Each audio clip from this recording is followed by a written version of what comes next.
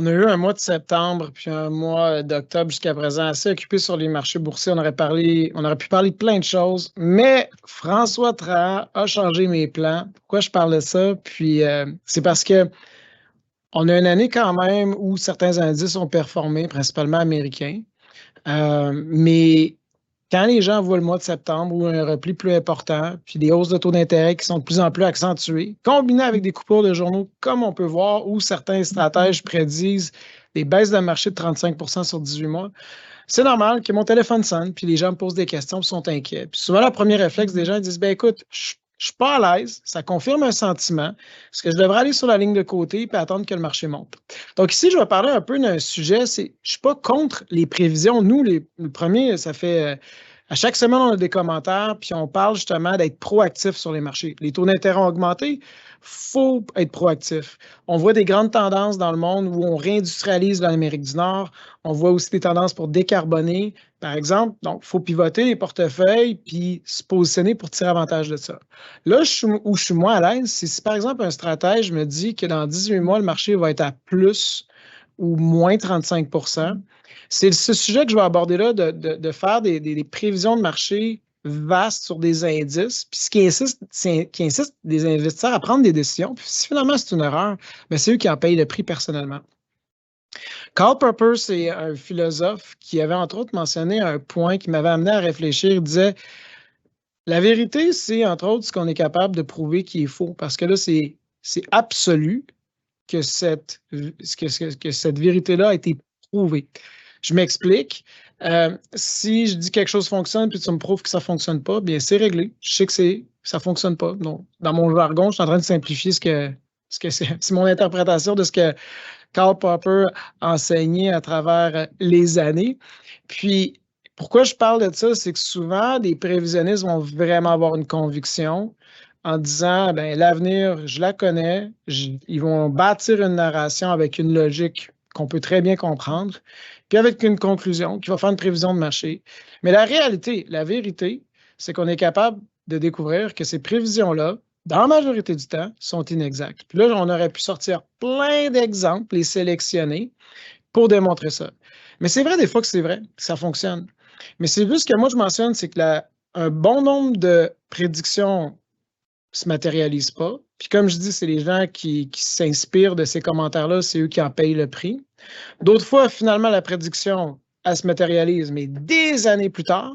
Donc, tous les gains qu'on aurait pu faire entre-temps, ben, on les a perdus, ce qui fait qu'au net, malgré qu'on a évité cette perte-là, mais on a manqué l'opportunité par omission des gains précédents, ben, on n'est pas mieux positionné. Puis effectivement, des fois, il y a des prévisions de marché qui vont se matérialiser.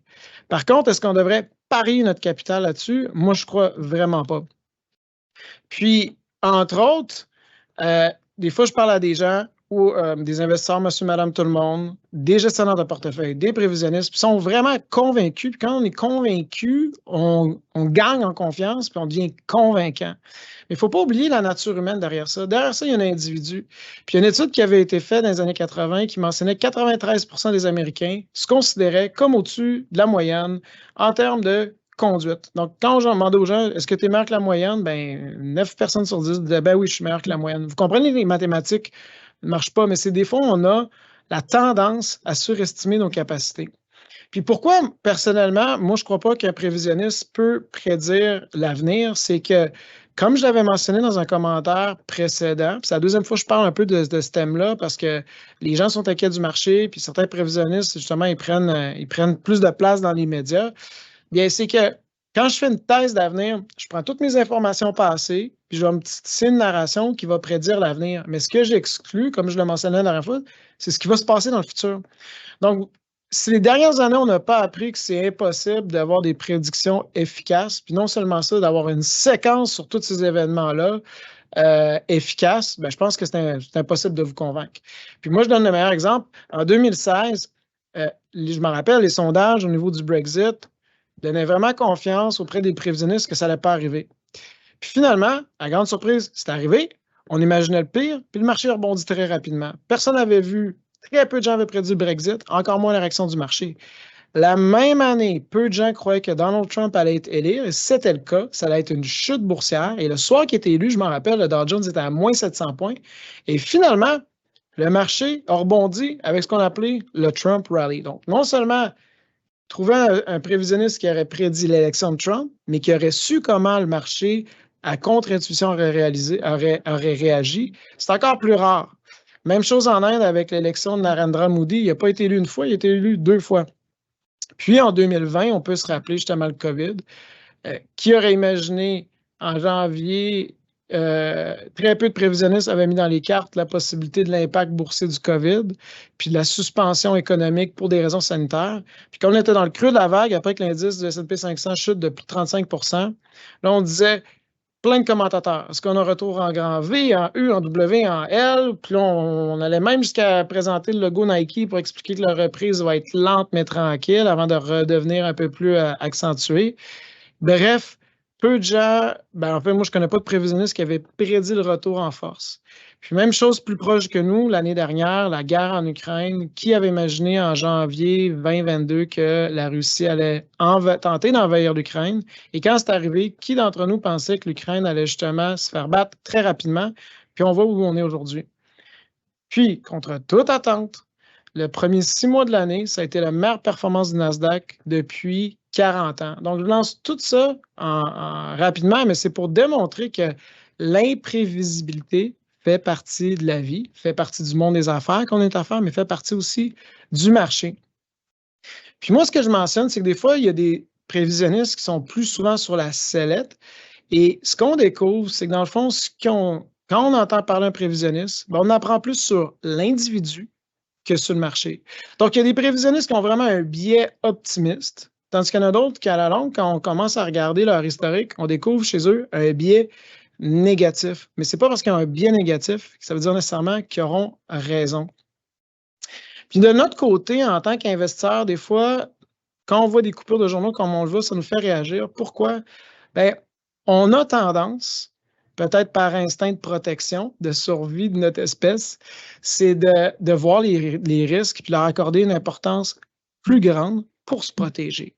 Et la nature humaine va avoir tendance à surestimer des événements chocs. Donc, par exemple, si on demande aux gens s'ils sont inquiets que leur enfant soit kidnappé, que de se faire attaquer par un requin lorsqu'il se baigne dans la mer, bien, ces frousses-là, je pense qu'on les a tous à un certain degré. Puis, probablement, c'est exagéré. Mais de l'autre côté, ce qu'on sous-estime, c'est les risques insidieux. Je m'explique.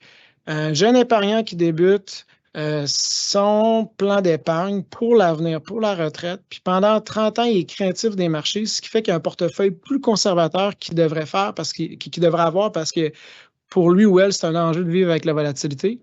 Bien, si cette décision-là édulcore sa performance de 2 % par année, bien, dans 35 ans, cette personne-là va avoir 2 fois moins d'argent. Donc, au lieu d'avoir 1 million de côté, il va avoir 500 000. Cet investisseur-là va avoir peut-être 2 millions potentiellement de côté, mais non, il va avoir 1 million parce qu'il a tombé dans un piège qui n'est pas un piège choc, qui est tranquille, qu'on ne se rend pas compte. Moi, je dis en tant qu'investisseur, quand on voit ces coupures de journaux-là, c'est pas d'ignorer. Comme je dis, on lit les journaux, on se fait une thèse d'investissement. Il faut être proactif sur le marché. Il faut être opportuniste. Par contre, il faut aussi accepter ce que la réalité est. Puis, entre autres, ce que je veux dire, c'est que quelqu'un qui investit en bourse, ça vient avec la volatilité. Okay? Donc, statistiquement, 60 % du temps, si on regarde la bourse de Toronto depuis 1970 jusqu'à aujourd'hui, pendant plus de 50 ans, 60 % du temps, 60 % des années ont eu des baisses de plus de 10 %. Ça fait partie du folklore de la bourse.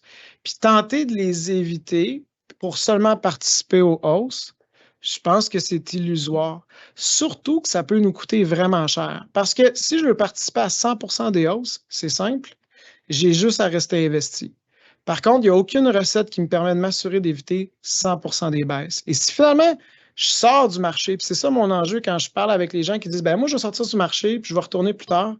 Je donne juste une illustration ici. Si on regarde la bourse, cette fois-ci, du S&P 500 américain, sur 30 ans, le rendement était de près de 8 % par année.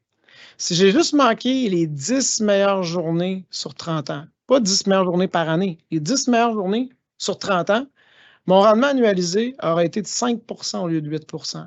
Puis Puis si j'ai manqué les meilleures 20 journées, si mon rendement a été 2 fois moins élevé. Donc, tout ça pour dire que quand la bourse a une hausse, c'est subi, il ne faut pas rater le bateau, sinon ça a un impact significatif sur le long terme.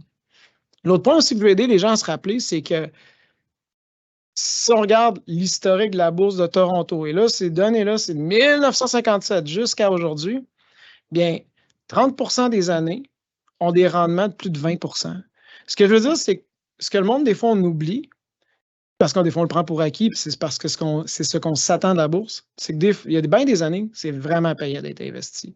Puis ça, il ne faut pas les éviter. Et là, on voit ce tableau-là, de 1957 jusqu'à aujourd'hui, pour la bourse de Toronto. En fait, tu as 10 fois plus de chances d'avoir un rendement de plus de 20 que d'avoir un rendement de moins 20 Donc, quand un prévisionniste prédit une baisse, ça ne veut pas dire que ça ne va pas arriver, mais les probabilités sont contre lui ou elle.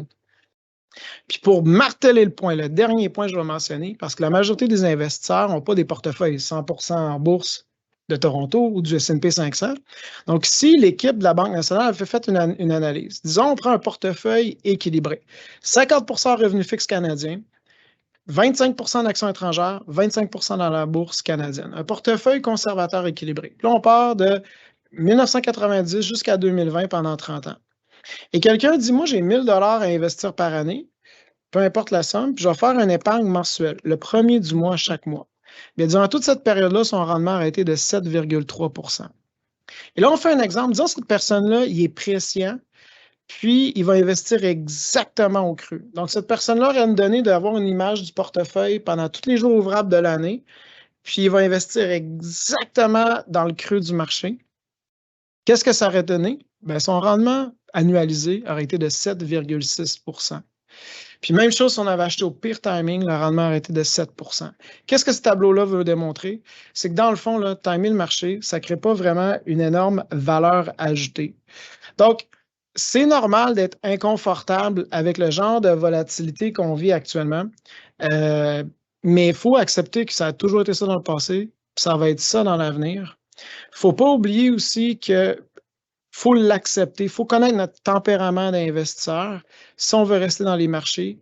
Puis en focusant sur ce qu'on contrôle, sur ce qui est prévisible, on a plus de chances d'avoir du succès à long terme sur les marchés boursiers. Je vous remercie.